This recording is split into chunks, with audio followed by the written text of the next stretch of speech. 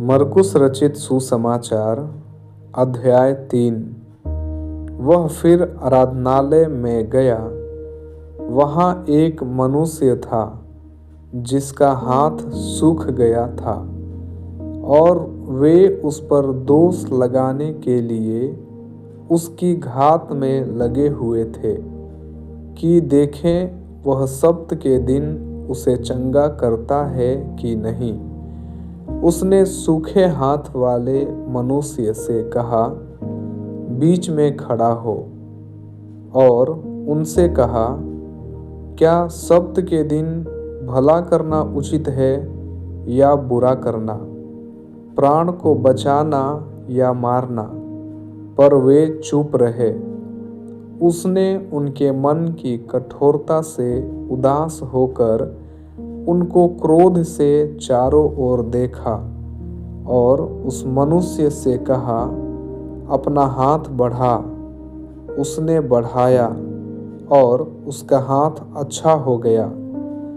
तब फरीसी बाहर जाकर तुरंत हेरोदियों के साथ उसके विरोध में सम्मति करने लगे कि उसे किस प्रकार नष्ट करें।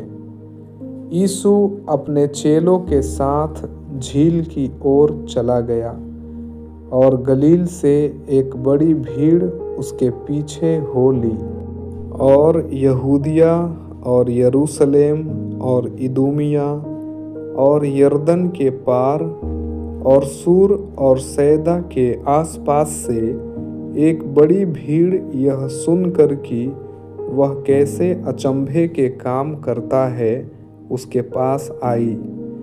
उसने अपने चेलों से कहा, भीड़ के कारण एक छोटी नाव मेरे लिए तैयार रहे, ताकि वे मुझे दबा न सकें, क्योंकि उसने बहुतों को चंगा किया था। इसलिए जितने लोग रोगग्रस्त थे उसे छूने के लिए उस पर गिरे पड़ते थे। अशुद्ध आत्माएं भी जब उसे देखती थीं तो उसके आगे गिर पड़ती थीं और चिल्लाकर कहती थीं कि तू परमेश्वर का पुत्र है। और उसने उन्हें बहुत चिताया कि मुझे प्रकट न करना। फिर वह पहाड़ पर चढ़ गया और जिन्हें वह चाहता था उन्हें अपने पास बुलाया और वे उसके पास आए। तब उसने 12 पुरुषों को नियुक्त किया कि वे उसके साथ साथ रहें और वह उन्हें भेजे कि वे प्रचार करें और दुष्ट आत्माओं को निकालने का अधिकार रखें।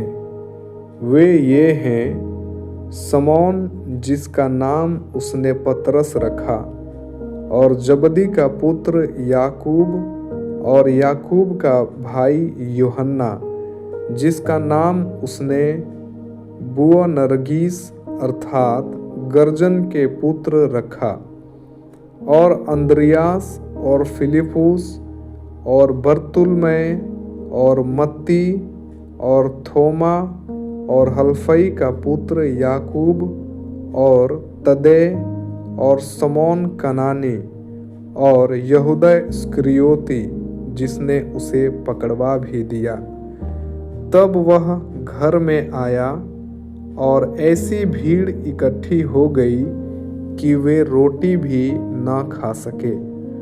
जब उसके कुटुंबियों ने यह सुना तो वे उसे पकड़ने के लिए निकले, क्योंकि वे कहते थे कि उसका चित्त ठिकाने नहीं है।